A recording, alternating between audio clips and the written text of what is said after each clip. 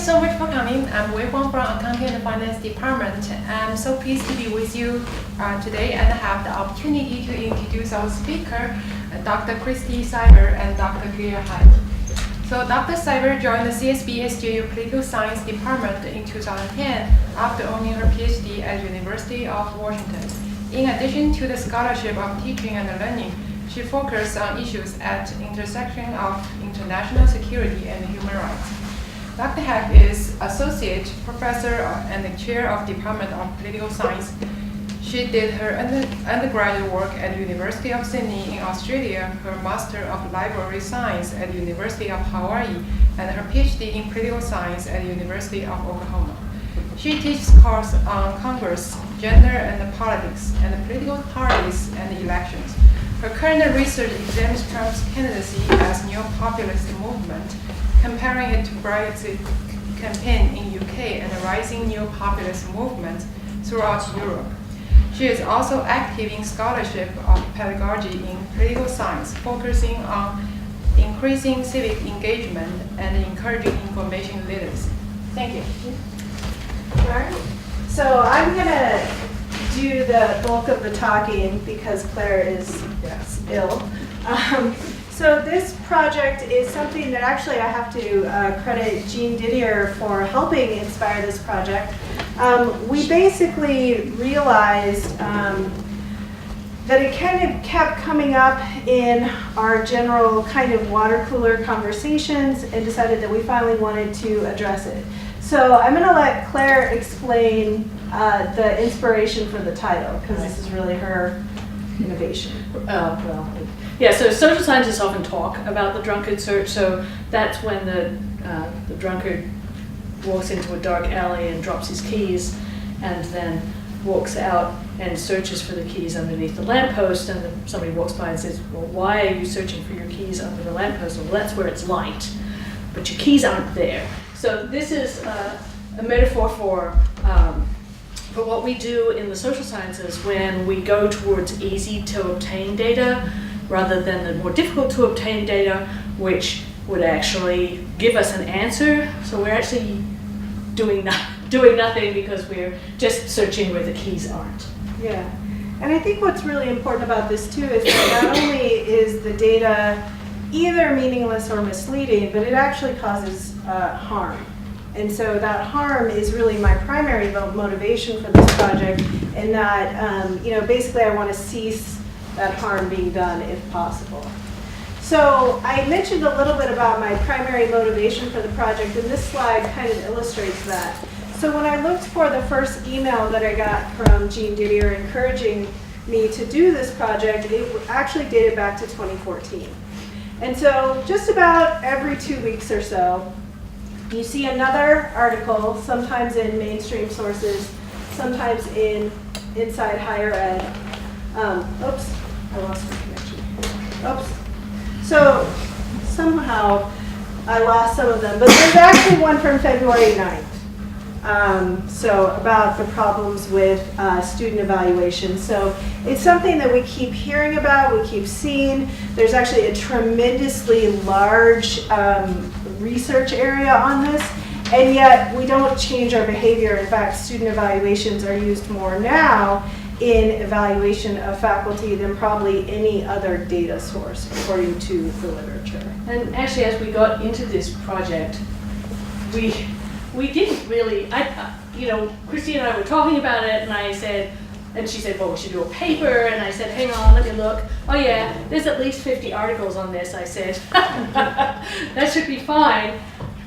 There were at least 50. There's hundreds and hundreds of articles that we've been searching for, so, and I've read already too many of them, so there's a ton. Yeah, so actually, once we began collecting the articles, we realized how enormous this literature was. So student evaluation tests start to be used tools start to be used in the 1920s, but they really go through a big expansion in the 1960s and 70s. And they use the research on them to kind of determine primarily their validity was kind of the beginning of the literature, and then they started to search for systematic bias. Uses a wide variety of methodologies. So actually, Brett sent out a really awesome article today, so thank you very much for that. That does a meta-analysis of the meta-analysis of quantitative research. There's also a huge body of experimental research here. So in psychology, sociologists have looked at these surveys. So we're going to kind of give you a general flavor of kind of what we found so far and what we think might be our suggestions based on our current data. I want to give a shout out to Abby Ward, who's here. We're actually going to rope students into this project as well, hoping to engage them in some undergraduate research on this topic. So we started from just kind of looking for the general literature and course evaluations, realized that was so overwhelming. So I also started doing a bibliographic trace of major articles to kind of see how are these ideas evolving, which actually Brett's meta-analysis was a nice capstone to that. So we found 3 general categories of literature. The first one is assessing the validity of these different tools. So are they actually measuring teaching effectiveness? The second one looks at systemic bias. Is there systemic gender bias? Is there systemic race bias? Is there ethnicity bias? We could also add to this list sexual orientation, age, disability. There's actually a number of different biases that can manifest in these evaluations. And then a lot of this research connects with research regarding broader biases in the academy. And so I'll share a little bit of what we saw in terms of disciplinary research. So the first question that a lot of these studies try to address is how do we measure teaching effectiveness? And most of the quantitative research will effectively concede that course evaluations, that we don't really have a great measure for this. So then they try and figure out what are the alternative measures. But I think this question of how we should measure teaching effectiveness is actually really important, and one that a lot of this literature skips because they think, well, there's no good answer. Well, okay, there's no good answer. That doesn't mean we shouldn't consider whether we can think of better answers than the ones we have today.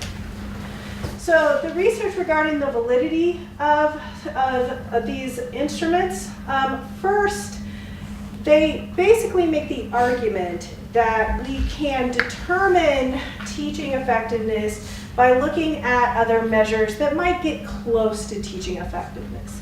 The problem is that a lot of this research is really inconsistent. And so first one that they look at is basically student achievement or grades. The research is mixed. Some studies claim correlation. Others claim that more rigorous professors actually generate worse reviews, right? So if you are a really difficult teacher, but you actually teach students something, you're going to get worse evaluations.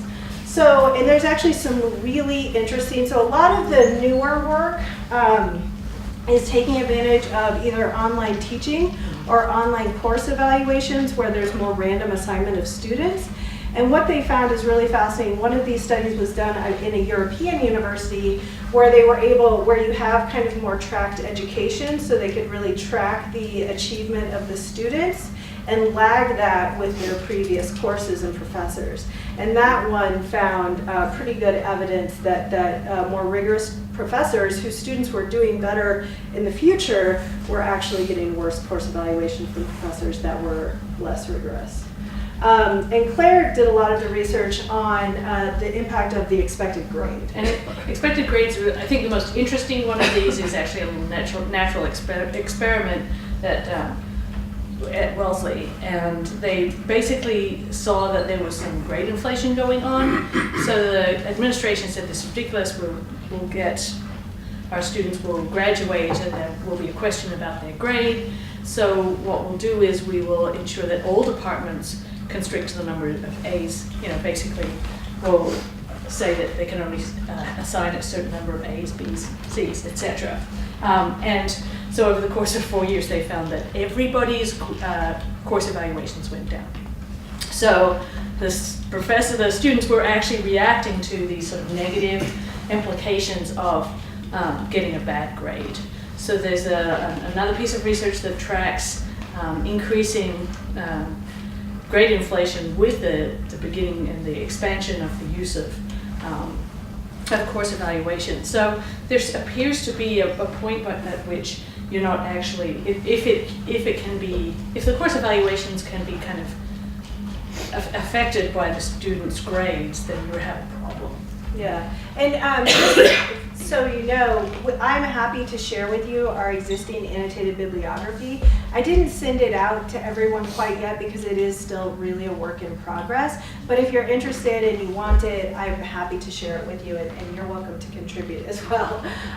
So another thing that they try and compare student rating with is student comments. A lot of this research is much older. And oftentimes, and actually this is something that Brett's study pointed out, have very, very small n's. So they look at a small number of sections or a small number of students. So the reliability of this data is somewhat suspect.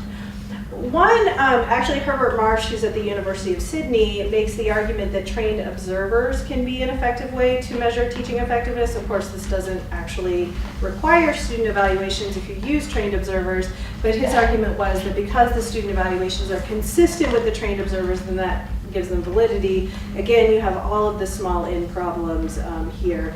And what's important about a small n, a small number of students or a small number of sections, is that you can see a correlation which actually isn't causal. And because of publication bias, basically publications are only going to publish your work if you have a significant correlation. What we see out in the literature is actually really biased compared to probably how much analysis is actually being done. So the different kinds of approaches, whether you use a lecture approach or a discussion approach, can influence your student evaluations. But again, we don't quite know how much that is really a good measure of teaching effectiveness. So again, those kind of studies raise questions. And there's a lot of question about whether that interacts with gender, whether women are supposed to not do a lecture, but it's okay if men do. Those sorts of things are really in that early literature as well. Yeah, and again, small n stuff. Right, and a lot of the early literature is really interesting in that it doesn't find this gender bias, and a lot of the later literature kind of comes up with some really good reasons as to why they might not find that, i.e. the biggest problem in comparing teaching evaluations is, of course, you're comparing different teachers, different people. And so I think one of the sociological explanations as to why we don't see gender bias in the actual number of course evaluations is because women are working their tails off, and therefore they're getting the same evaluations that men are getting without the same level of effort. So some other things that raise some correlations that raise questions about the validity of student course evaluations, and these are just really funny and sad and interesting, is that the weather on the day that you give a course evaluation can actually impact the outcome of a course evaluation. Professor Beauty, which was particularly depressing, and there are actually multiple studies on Professor Beauty that this can impact your course evaluation. Some of them call things like, where's my chili pepper? Yeah, using Rate My Professor, which, yeah, we can talk about that. A lot of people use Rate My Professor as kind of a way to look at student evaluations. And one thing that's important is whether we like or don't like Rate My Professor, it's out there and students do look at it. And so we have to kind of think about how that can impact faculty. The last thing that can somewhat act as a mediating variable against some of the systemic biases is familiarity. And I think that makes sense, but it also means that it's not really measuring teaching effectiveness. It's like, I know this professor, they're friends of mine, which is some really interesting new research about kind of outside of classroom interactions and gender that affect, I think, faculty's ability to prosper and advance. So the last thing I wanted to add was a little bit about online evaluations and whether students actually understand what they're evaluating. And there's a small amount of literature on this. And actually, I'm going to show you some information about our course evaluation system that we use here at CSB and SJU. And we'll look at the global questions that they use. And those are the questions they think should be used for summative evaluations of faculty, i.e. rank and tenure. And I think when you think about, do students really understand what they're evaluating, when you look at those questions, you'll see they're quite broad. And they're making a judgment on a Likert scale that is very blunt. And so whether that can really be a good evaluation, I think is an interesting question. Online evaluations, AAUP has done some really interesting work on this. So the most important thing is that online evaluations have drastically reduced response rates. We have a policy here at CSB SJU that we do these evaluations in class. Sometimes that's not possible. For example, I taught abroad, and we just did not have the internet bandwidth to do evaluations in class. In my case, that led to bullying and harassing comments in my evaluations. And it doesn't surprise me that other people would have that same experience. And that's really tough to deal with, and it's something that AAUP is seeing more broadly, which is why they really discourage the use of online evaluation platforms. So then we get to the research on systemic bias. And they appear to correlate with or measure in more so gender expectations than gender on its own, right? So a lot of the early surveys are like, well, men's and women's evaluations are really functionally the same. But when they actually go to look at what students expect from female professors and male professors, and this is a lot of Pam Bacon's work in the psychology department, and I saw her present a couple of years ago. She was unfortunately not able to be here today. If a woman is tough or rigorous or behaves in a way that would fit more of a masculine stereotype, they get punished. If a man is nice and funny, they actually get rewarded much more than a woman would get rewarded because she's just meeting the gendered expectations. There are also expectations of competency and training linked to race and gender. I was super disappointed to find out that there's very little research done on race in student course evaluations. And I don't really know why that's necessarily the case. There is increasing research globally, which I think is important, but there's still very little on race. But the little that has been done has demonstrated that, and I put this point up here about intersectionality, women of color suffer the worst. There was one really interesting study, which was an experimental design, which had students watch a very short lecture on YouTube, one by a black male professor, one by a white male professor, one by a white female professor, one by a black female professor. And the students appeared to kind of game, I put this under here under political correctness, they seemed to game the answer about bias, right? They're like, oh no, this person seems like a legit professor. But actually then they tested them on the material in that short video, and the students did much worse on the portion that was delivered by the black male professor and much, much worse on the women female professor, which the researchers said was preliminary and not anything conclusive, but suggested that maybe students weren't paying attention, which is again that kind of competency question that women and people of color kind of have to do more to prove that they are legitimately in the classroom as opposed to a white male. Age plays a big role. If you are an older woman, you're going to be disadvantaged. This also gets into vocal tone. They did some experimental work where they showed that older male voices were probably the most appealing, or actually young male voices were the most appealing, older male voices were appealing, older female voices were much less appealing, but young women faced the worst kind of ratings in that comparison. Gender of the student. So sometimes it's not just the professor, it's actually the gender of the student that matters the most. There was some preliminary hypotheses that women overall gave professors higher evaluations. Some of that has been kind of dismissed in later research, but certainly male students are less likely to give high ratings to female professors, whereas female students tend to be more equal in their treatment of male and female professors. Although there's a little bit of expectations that fit in there.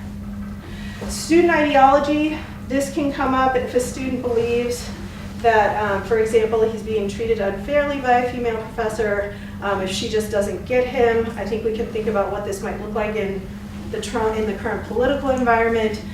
They get punished on their course evaluations much more so than men. And then this kind of, if the discipline itself is perceived as masculine and feminine, I think this was a way that earlier researchers sought to try and get at the gender bias. So there are some biases that are perceived as more masculine or feminine. The quantitative effects of that seem kind of difficult to measure. So those studies aren't necessarily conclusive. But there are some there seems to be a disciplinary expectation, and actually not in the natural sciences as you would think, and bizarrely history and political science both seem somewhat likely to have sort of gender gender expectations which affect women's course evaluations because they're perceived as masculine. So in unofficial evaluations like Rate My Professor, obviously this isn't something that our institutions would use as rank and tenure evaluations, but it's not something that professors would be unfamiliar with. And I know from testimonies of colleagues of mine at other institutions, these can be quite hurtful. And so again, there's a role there for kind of mentoring young faculty about how to take these kinds of online platform information. In doing this research, we've encountered quite a bit of research about just general biases in the academy, so we kind of want to share that information. Probably the biggest information that we've had, that I found, is gendered expectations about service. So there was a very recent article that was published about, in general, females take on more service roles. But there's also experimental research, this very interesting experiment that was done with some undergraduates in terms of putting them in randomized groups, sometimes divided by gender, sometimes single sex. And so women are not more likely to volunteer for service. We're not as altruistic as people think, but they expect to be asked to serve, and people expect them to accept when they're asked to serve. So for example, when they did these single sex studies, so all men, all women, men actually volunteered more because they knew there was no woman to ask to do the job, and women volunteered less because they're like, some other woman in the group will do it. So really interesting study. Expectations about informal service to students. Students expect female professors to be more lenient in deadlines, to provide additional help, and they have unreasonable expectations about availability. They're also more likely to ask female professors to do emotional service. And I think we could probably all say that we could provide some anecdotal experience of that. I think an important point also dealing with diverse faculty is that they oftentimes serve as real inspirations to younger diverse students, or students who come from diverse backgrounds. But that means that in addition to taking on that role of being a role model, they bear additional service because they're serving as kind of the token representative of their group, and they're doing that emotional labor that can impact advancement. So I wanted to kind of lay out what I see are some of the real potentially damaging impacts of over-reliance on student evaluation. First is that it's misleading or inaccurate data on teaching effectiveness. And this goes both ways, and that's important to remember. First, women are probably getting harsher, or people of color are getting harsher evaluations on their teaching where they might be actually doing a much better job than they perceive. But also, white men are getting good evaluations when they might not actually be doing that great of a job. And so there might be areas of improvement that they don't seek out because they're not getting that feedback. Then I kind of broke it down by level, although a lot of these repeat. Redirection of resources amongst teaching assistants and slower progression to degree. One of the studies I looked at noted that female graduate students were punished the most in terms of poor student evaluations based off of systemic gender bias. And that means you're getting those bad evaluations, you're redirecting resources towards your teaching, you're not focused on your research, you're not progressing to your degree as quickly as your male colleagues. Competition on the job market, you're going out there with those evaluations versus men who are going out there with their evaluations. The mental and emotional feedback or mental and emotional impact of feedback, and the confidence. Right? You don't feel that you're doing a very good job. You wonder if this is the right field for you to be in. All of those things, particularly when feedback goes unmentored. I know in my personal experience, I was handed evaluations and no one ever talked to me about them. Term hires. This is probably, these people at our institution probably experience the most pressure because they have a pressure to satisfy students for future employment. Even if we don't condition their future employment on good course evaluations, we do ask them to generate enrollment in our classes. And if they're not getting good student evaluations, if students don't think These are people who are going to give me good grades or who I want to be in class with. They're not going to get that enrollment. It's going to disadvantage them. And they also oftentimes have less mentoring resources. And this is a big point that AUP makes in their literature. Tenure track hires, in addition to many of these pressures, also face the pressure of the rank and tenure process and their own allocation of resources between scholarship, teaching, service, life, dealing with other humans. In terms of the disciplinary impact of bias, economics has done a ton of work on this, but there also was just recently an article in the New York Times about how economics as a field is facing a declining number of women entering the field, so they clearly have a problem. In political science, the very specific research suggests women receive lower evaluations if they violate these gendered expectations. In business, women, particularly junior women, receive lower ratings, which actually, I didn't put math up here, but math also sees a definite gender bias. Medicine sees a bias, law, physics, all of these basically have had research done on them that demonstrated the problems of student course evaluations. Okay, what's our system? So we use the IA system, which I'm familiar with because I attended University of Washington and therefore was under this system before I came here. So what we normally get as instructors are reports on individual classes. Those, according to IA systems, are to be used for our own improvements to the class. Individual faculty members. Individual faculty members. Those are not what rank and tenure should be using to make high stakes decisions. According to IA systems. According to IAs, it is what we use to make high stake decisions. So, and one thing, as I've mentioned this to a few people, they're like, but we like to look for trends in the data. There's no trends in your data. Those are different classes, right? The only information that might be useful is the summative information about the 4 global answers, because what IA system does is it tries to compensate for this bias. They have a whole center of instructional, educational advancement. That's why they have this IA system. And so you've probably noticed you can't just calculate a simple mean of your course evaluations. I know math is like totally upset about this. And it's because they do this like very detailed weighting of the different scores based on where they detect a bias in these different algorithms. That at least reduces the noise if you have an aggregate amount of data. If you have data, they recommend summative data over 5 classes at least. But remember, we're still, the instrument that we're using is still measuring not effectiveness of teaching, but student perception of effectiveness of teaching, and that's a different thing.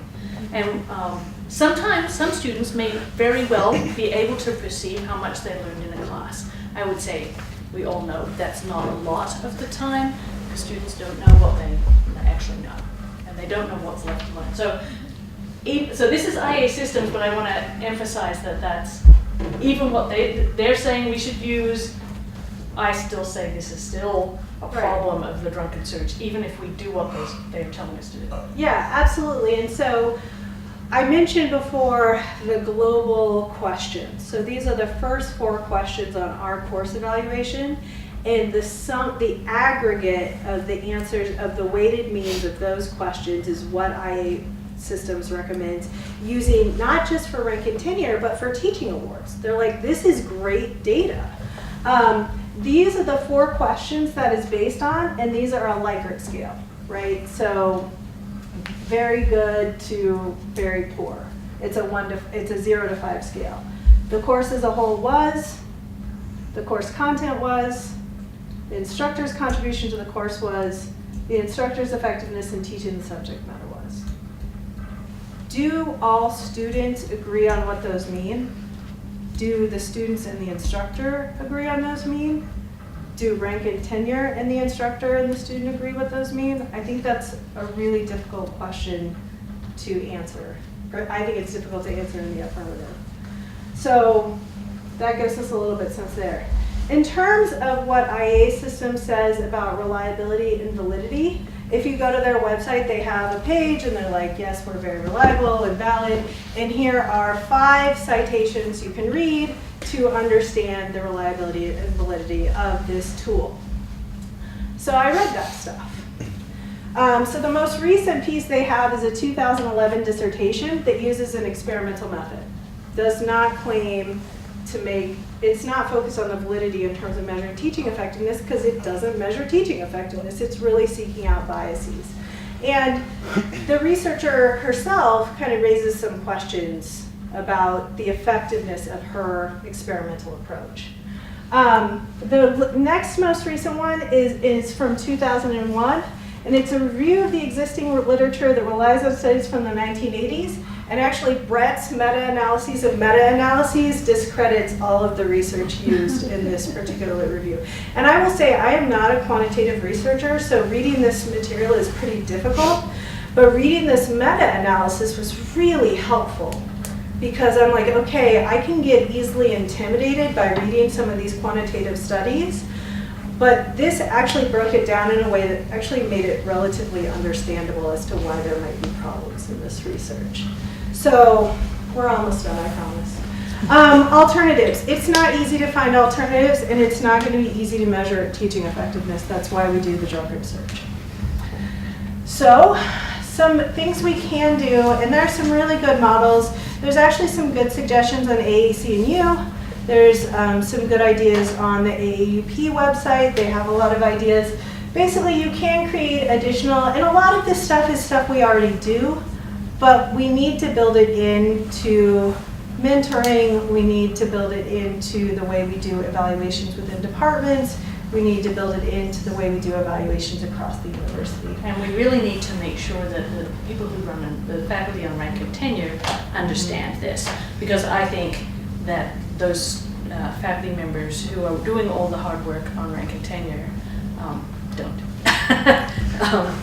Well, we don't have any, the handbook doesn't provide any guidance. We're told that people have to submit these things, which they're submitting the wrong thing in my opinion anyway, and in IA Systems' opinion. Right. But we don't have a real way to read them, so we're depending on institutional memory, we're depending on context, we're depending on guidance from our experienced peers on rank and tenure, and I feel like we should build in more formal protection. So additional informal evaluations tailored to the course and the instructor. There's a really interesting model of this that an economics professor did that got students to buy into the idea that they might be also architects of the course. Creation of a meaningful teaching portfolio. Right now, having been on rank and tenure, I see what people do, and I think we could do better. You know, I think that people are really thoughtful in how they describe their teaching, and particularly what I often look at is how people respond to teaching evaluations. I feel like we can construct that portfolio in a way that makes it very accessible, and also take what we like and give that as mentoring resources. Peer observation, both from inside and outside the department. That can be helpful. There are problems with peer observation, so I'll just put that out there. I know that can be a problem, but I still think it can be a useful source. Informal feedback from students. These are things that are suggested. And also mentoring that helps interpret this information in a productive and constructive manner. I think in general, it's probably a human tendency to remember one negative comment rather than 20 positive comments. And I don't think you can just tell someone that. I think you have to mentor them to figure out how do we really read and interpret these things. And that goes for rank and tenure too. Yeah. Because rank and tenure does get hung up on specific negative comments. And that's a product of like group decision making and psychology. So it's a really expansive, not just at the individual faculty level, but all the way up. Yeah, so I feel like what the work that we've done is really a thumbnail scratch of what is out there. It's pretty amazing. Every time I get a few hours to work on it, I just find 17 more articles that I need to read. But hopefully this can be the start of a broader conversation, not just with academic affairs, but between departments and all of us coming together to think about how can we do better in terms of thinking about how to support our colleagues And how do we do better to think about really measuring teaching effectiveness? Because at the end of the day, we're pretending that we're doing that, but we're not. So, yeah, open to questions or feedback. So.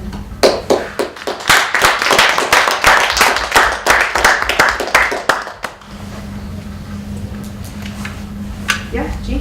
Well, I just had a question for the alternatives. One alternative that I would think would be an obvious alternative that's not on your list is assessment data.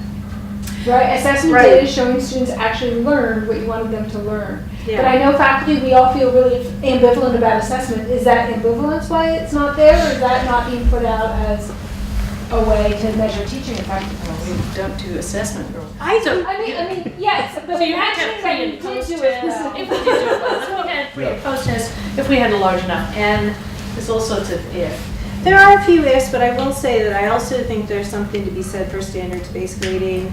And there's also one idea that I just haven't been able to pursue yet that was given to me was these teaching practice inventories.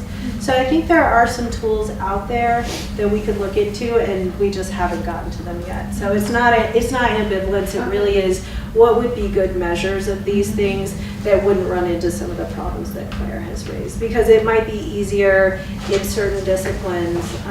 I know in math you have concept inventories, which is kind of nice. We don't have that equivalent in political science.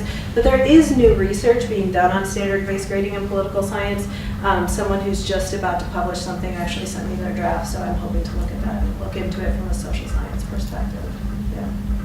Yeah, okay, I saw Richard and Brett, so. I was just going to plug the teaching practice inventory. Tom Credit from Carl Weidman is a physicist, and he developed the teaching practice inventory for the natural sciences. And the idea is, instead of directly measuring student learning, which we don't measure directly now, we'll indirectly measure it by comparing teaching practices that you do in the classroom compared to what the literature says in good kind of research experiments about what is effective. And that seems to me like it's a cheap, low-cost way of doing a better job of what we're doing. I think completely different theme. In the studies you referred to more towards the beginning of fairly striking discrimination against women, against persons of color, etc. How strong are those relationships? Is the research rigorous enough that you can talk about the proportion of variance explained by the status characteristics of the instructor? Or is it all so mushy that you've got cause to suspect, but you can't nail it down? In some cases, it's statistically significant. I wish I had the articles with me, and I don't, but they're statistically significant findings. Particularly, there was one, a kind of natural experiment where a professor was teaching a class that had 6 online sections. And so the students never had any interaction with the instructor except online. And so the professor themselves took 2 of those sections and managed them. And then there were 2 TAs, one male, one female.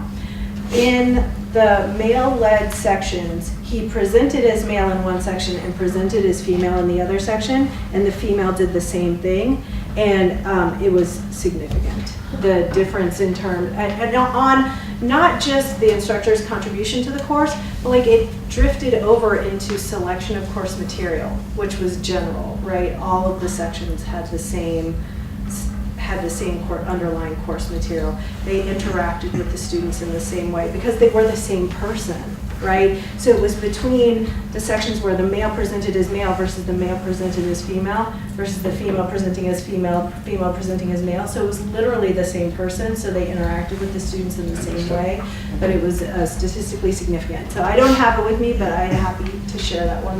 That one where it was like stark, right? And I felt like I'm convinced, you know, in this particular case that gender was the key variable. In other cases, it's a little mushy, but oftentimes it's more significant than some of the other variables that you might expect. So, yeah. But the race one is the one that's hard, just because there's not enough research. So that one has not been documented as well. They've got some studies on things like accents and other things that students will react to on the larger scores. But yeah, the big studies, sometimes those things get swamped out. There's a couple of big studies early on where they didn't find it, and then when they started parsing it out and working out who was doing what, they found it. And one hypothesis that I think the meta-analysis made was that when you start breaking things down by discipline, you see it much more clearly than you do, because a lot of these big analyses like agglomerate, I read one that was 19,000 student course evaluations were evaluated from this European university. When you break it down by discipline, you're going to catch that gendered perspectives, particularly if there are different kinds of students attracted to particular disciplines who maybe have particular points of view. And that's true also with kind of traditional ideas of gender norms. You might see that the population in a particular discipline is more or less likely to have a particular set of traditional gender norms than in another discipline. But all of that is hypothetical. That's what researchers say additional research needs to be done on. But they think that might get at something. You want to follow up? Yeah. Thank God I have never been a person like a provost or a dean of faculties. But if I were, and I heard what you had said, I would think that there was a class action suit forming on the horizon. How far out I couldn't engage. Do you think there is a real potential of that? I think AAUP is paying very close attention. Yeah, I found a lot of information on the AAUP site about it. They have 2 statements that were done maybe a couple of years ago, and it's definitely, if course evaluations, so at our institution, course evaluations are one piece amongst multiple pieces of data. I will say, as someone who's highly motivated about this, because course evaluations were a tenure-specific recommendation in my process, that had I known now what I knew then, I probably would have been a lot more angsty about it. So yeah, I think potentially there's a problem there. Yeah, I saw, Noreen. Are there any correlations between the widespread use of these evaluations and grade inflation? Are there any studies on that? Yes, and yes. Yep. So there's one that tracks the instigation of course evaluations and grade inflation. So yeah, I think there is if we wanted to get rid of grade inflation, then we'd have to get rid of student course evaluations because, and there's a reason why there's a couple of studies that talk about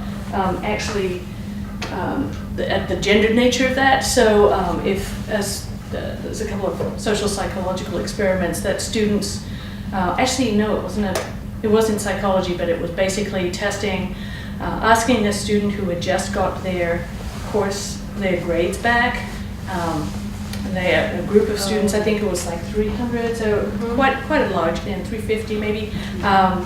And they asked them what was the course like, and the feedback was gender specific. It's all very well if you get a B from your male prof, but a female prof better not get me a B. So there are some, there's some gender issues there too.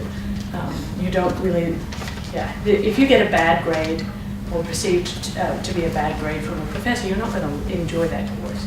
So faculty know this and will respond accordingly. And I would argue that junior faculty, especially women and faculty from minority groups, including disabled faculty members, will respond by bumping grades because you don't want to get those negative outcomes on your course evaluations. And particularly for term faculty. Particularly term. They're highly, highly insensitive. And for good reason. Can't blame them because their jobs depend on these course evaluations remaining high, so those are problems. Second question. You mentioned how going to online evaluations can mean that in certain circumstances there's much less of a rate of return from students filling them out. We saw that in at this university when we first went to online.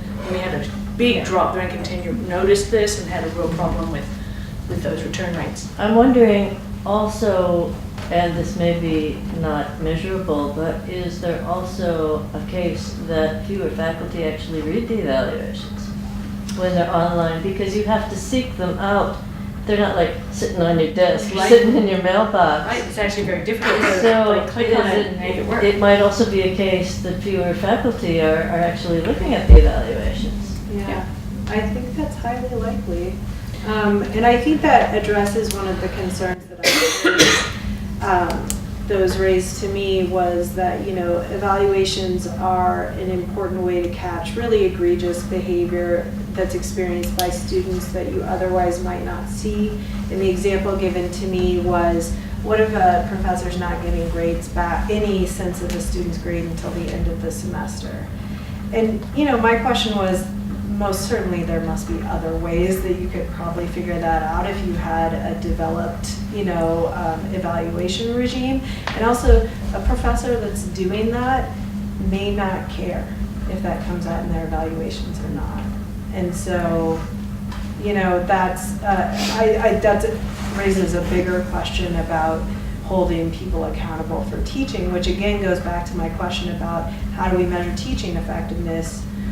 Because if this is the way we use it, we're not getting good data, and there are certain people who are not incentivized to look at this data, right?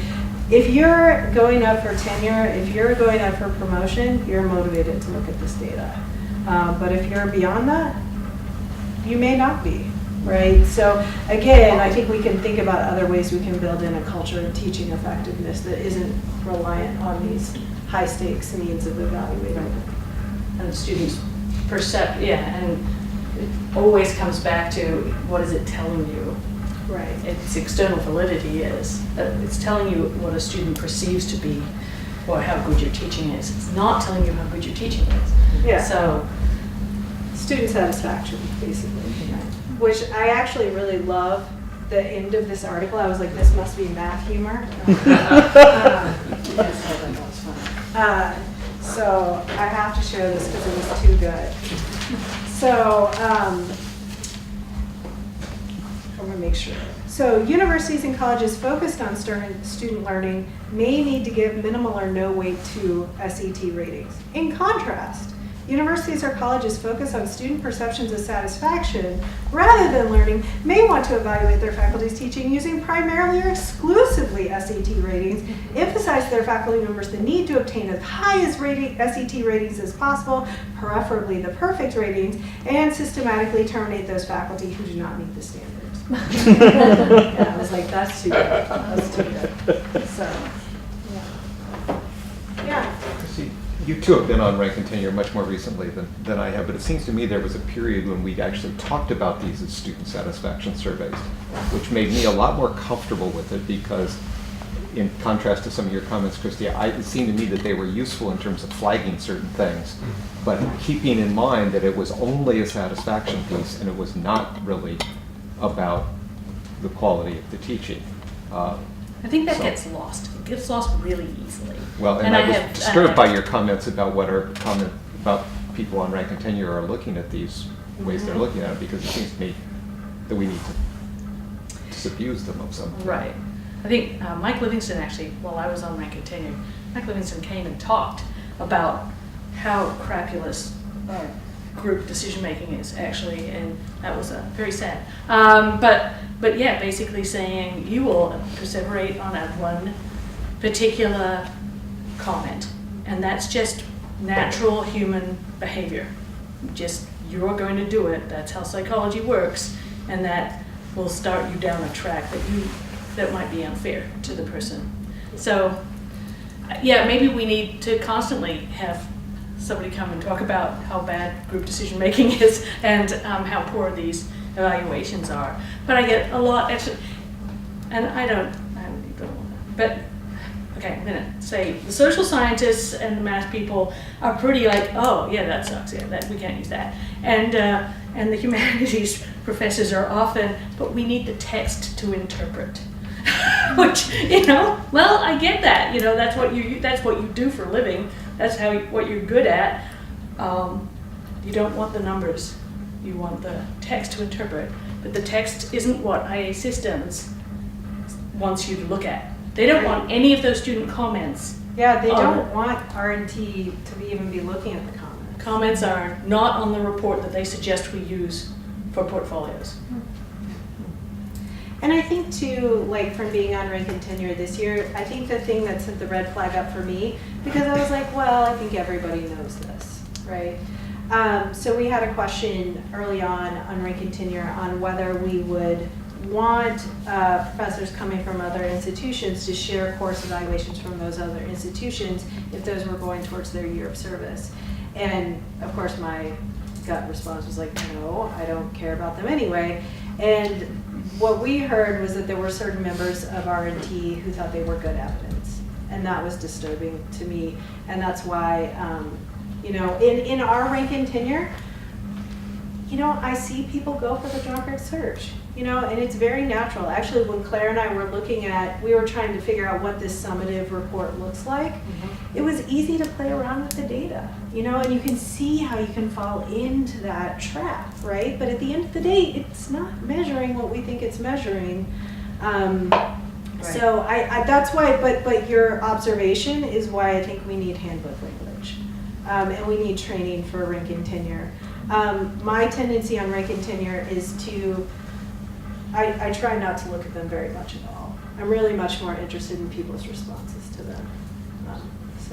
Yeah. And there's another question. Let me put in a shameless plug for, I know LES has atrophied, but peer observation from outside, that's something that I'm still doing.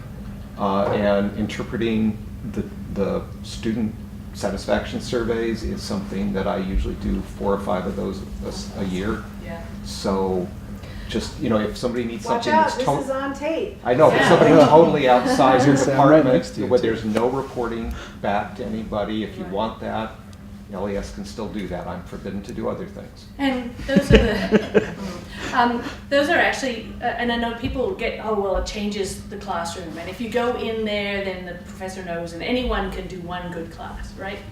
And to some extent, that's true. Education, and I know this because I talked to the chair of education a couple of years ago, Janet Brachowski, and she said, we never tell them we're coming in.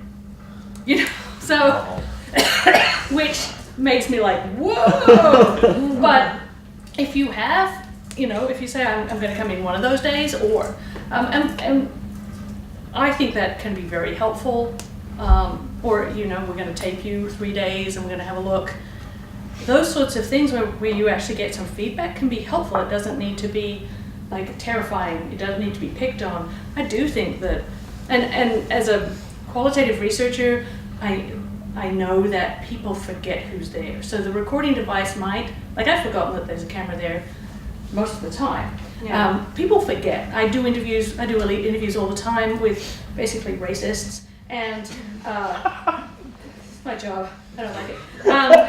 So I'll plonk a big fat recording device down there. They will know they're recording. I'll ask them, and they will remember for about 10 to 15 minutes, and then they will forget, and then they will start being racist. And they will keep on being racist for as long as I'm willing to smile and nod. And I have it all on tape, and you can read the transcripts, they're fabulous. So I know that students will forget if you're there. Students will eventually forget that, and they will forget that there's a camera there. So I actually think that's actually much better if you have outside evaluation, those sorts of things. But let's face it, why aren't we doing that? It costs money. Yeah. Really, really difficult. That's searching in the dark. You have to go and bring the light in there. That's really hard.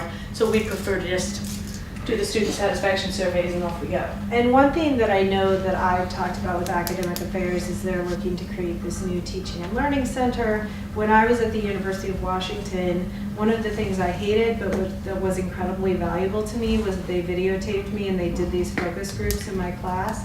And as a student, I hated small group work, and they came in and they said, you need to do small group work, and that was really useful. They're like, that's what the students want. You get much, and this is about what we're supposed to be doing, is improving our teaching not just bean counting, right? And so again, it's kind of like, again, thinking about what are we measuring when we measure teaching effectiveness? What are we trying to achieve? These are a disproportionate amount of our attention, and they are not helping us achieve our goal. In fact, they might actually be harming our goal. And to me, that's the most important thing I want people to take away. If these were meaningless, they would just be, we just do them and say fine. They're not meaningless. They do harm.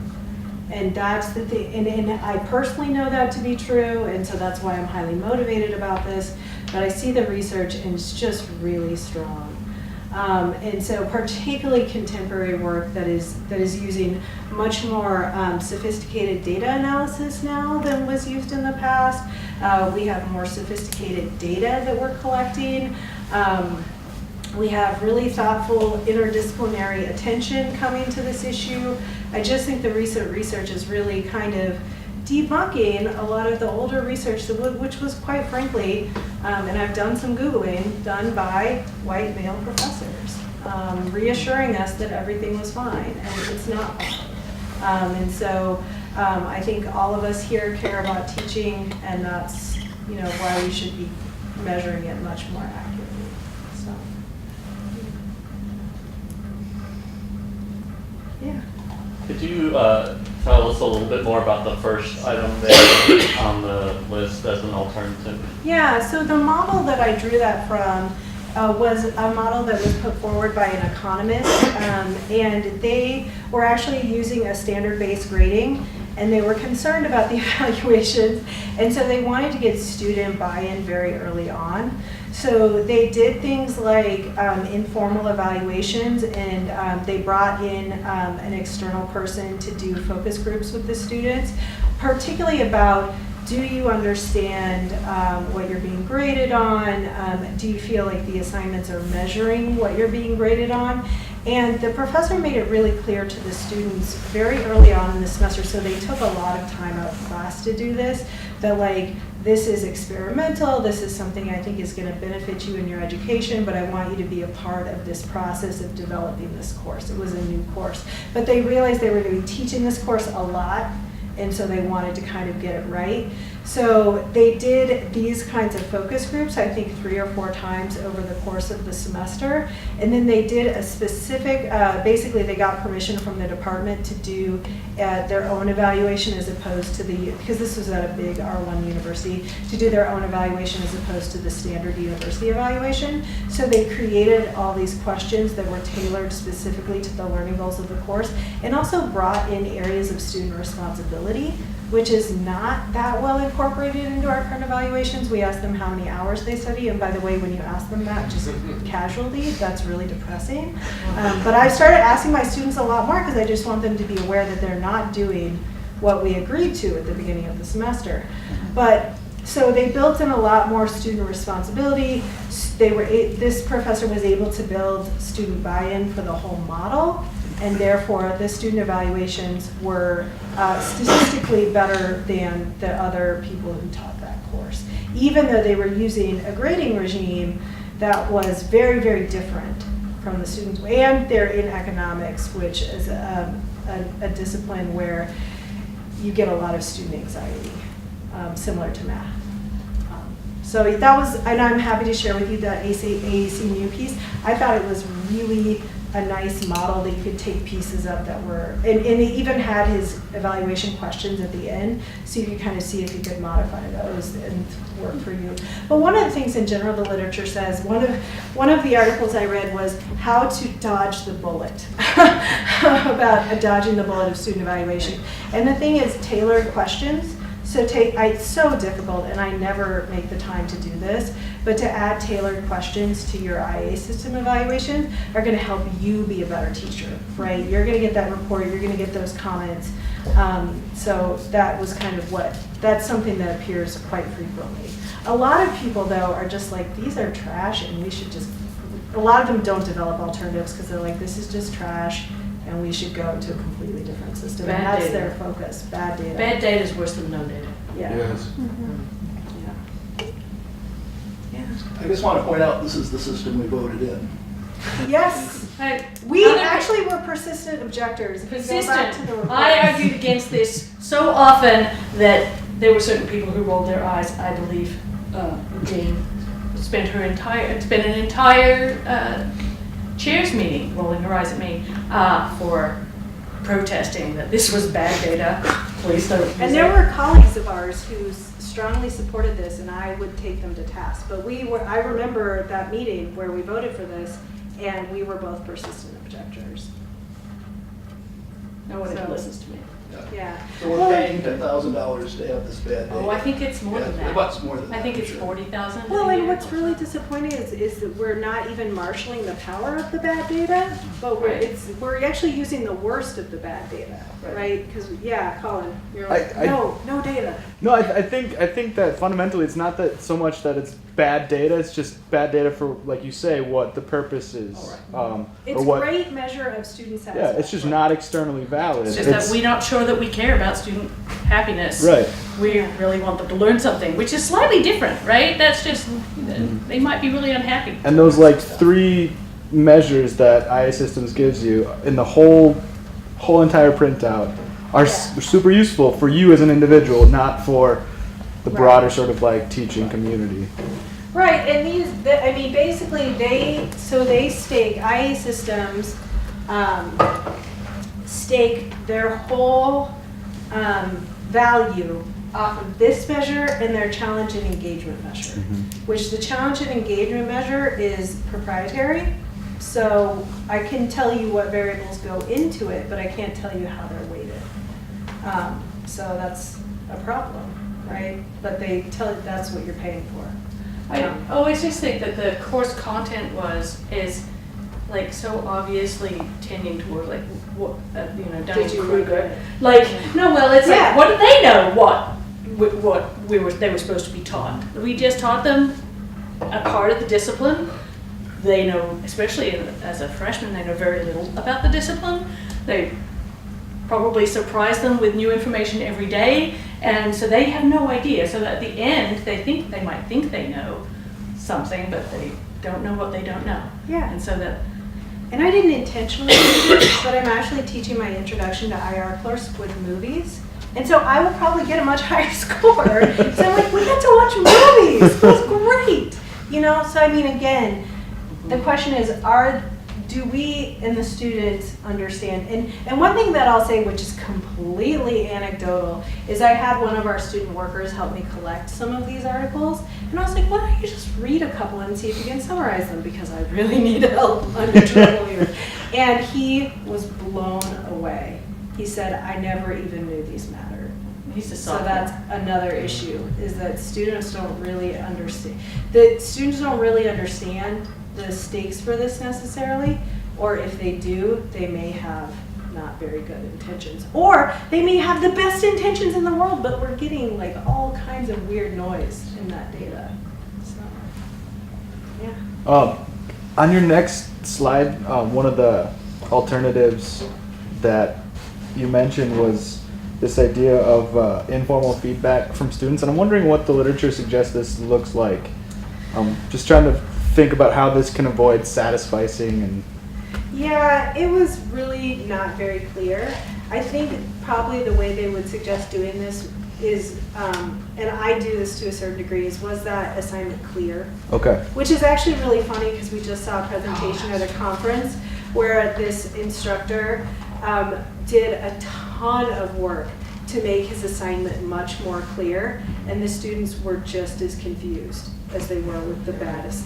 And it was clearly a better assignment. Yeah, it was very obvious. And the professor was getting a better outcome from the assignment. He was getting what he wanted.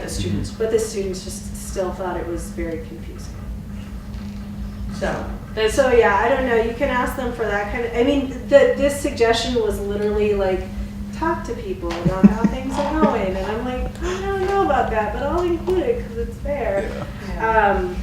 I think maybe if you could do focus groups, because another suggestion that's kind of appears in some of the literature is alumni, which actually can be just as messy.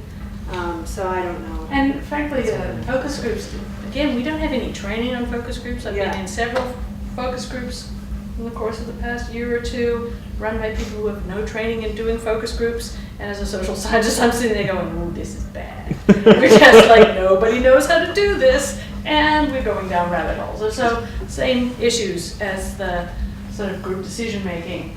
So that sort of focus group thing, yeah. But again, we need more money to train faculty to do focus groups. We need more money to train faculty to do peer observation. And so this is why, because it's too much money. There's no way we're going to spend this much money. Yeah. I think it has to be always saying, can we actually measure teaching effectiveness better, or are we just finding other ways to get at that satisfaction piece? And Right. Richard was sharing the chronology of how we got to the system we have. You were brought here and they told you to look at the student course surveys. And then they just progressively, it feels, a lot of the literature on student course surveys notes that from an administrative perspective, they're very reactive. We need more data, so let's get a new system. Like really, if we're, like, I had hoped to talk to Carrie Braun or others, and even Carrie's not really the right person to ask because she's new in her position. But like, how do administrators read these?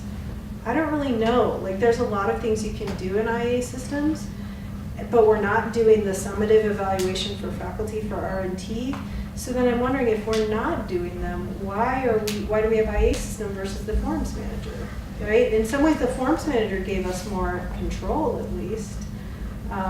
So I don't know. I don't know how to answer. I literally don't know the answer to that question. That is a question that I still want to ask. Yeah. A hunch.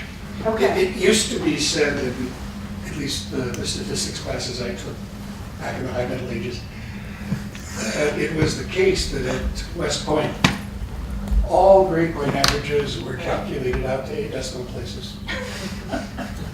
And a mathematician approached them one day and politely pointed out that all of those numbers to the right of maybe the second decimal place really didn't mean anything.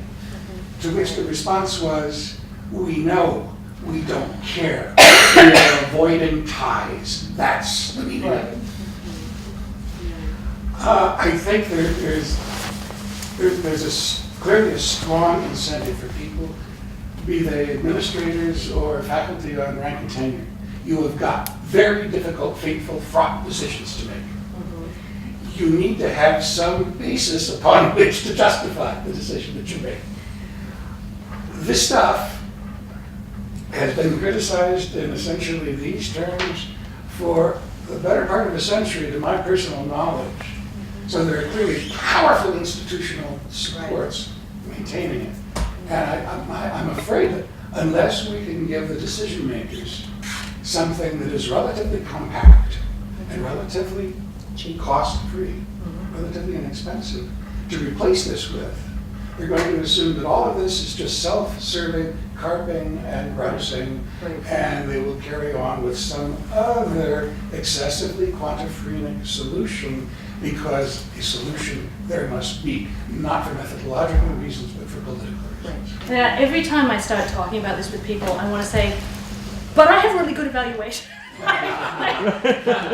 No, my evaluations are fine. But yes, that's it does sound like I'm a whiner, like you're a woman, you must have bad evaluations, and that's why you're worried. And I'm not, because I do all the things to make up for the fact that I'm a woman, like bringing cookies, and I'm there all the time, and would you like some help? And I do all of that. Like, I'm like totally service oriented, and so my evaluation, I just want to say, my evaluations are fine all the time, and everyone I'm like, oh, this is just self-serving, and you shouldn't worry about it. I didn't mean self in the singular. Oh, no. Right. But administrators think of faculty Yes. as a corporate entity. Right. And they've got to manage the system Right. somehow. Yeah. And this is one way to manage it. Yeah, I think so. But I repeat, we voted for it. Yeah. It wasn't the administration that forced the system on it. That's The true. majority of faculty here voted for this. Yeah. Voted to have chairs look at it in greater detail. Yes. Like, as a chair, I have access to all my, everybody's. So who are the crazy What I faculty do. members who voted for it? So I just want to personally thank you Oh. for doing this. This Yeah. is so awesome that you are doing this work and Thank you. hoping, Thank you, hopefully to push this discussion Right. further on our And we campuses have got great hopefully we go responses. beyond the discussion. Right, we have got great responses from the administrators who couldn't be here because I'm supposed to be at the Senate too. I'm going to scamper down. So it's not as though that people aren't aware of what we're doing, and I think it's going to be a fairly big project, which we hope students are helping with. So. Yeah, and I think that, again, engaging with the AUP is important. I think your point about class action lawsuits is a real one, because avoiding grievances is definitely something we have to be worried about. And I also think that even if we can't get rid of these things, we can build in better handbook language, we can give better guidance to R&T, we can provide better means for people to interpret this data, and that's something we can even do on a departmental level. So there are small, it's hard for me because I go in between everything, the world is on fire, and I can make small, substantial change. So there are small changes we can make that will improve the lives of our colleagues who are the most vulnerable to these course evaluations. And there are small steps we can take to institutionalize this kind of institutional memory that Kim was talking about, because that's what I'm primarily worried about, because I went on to rank and tenure thinking this is the way people think about course evaluations, because that's what I was told, trust my colleagues, and that wasn't the case. And it's not we have a total love fest at CSB on the rank and tenure, so don't misunderstand me. We are all very much on the same page, but they are probably sick of me every time somebody brings up course evaluation saying you realize that those aren't valid. So they probably are a little bit sick of that. So, yeah. Thank you. Bravo. Thank you.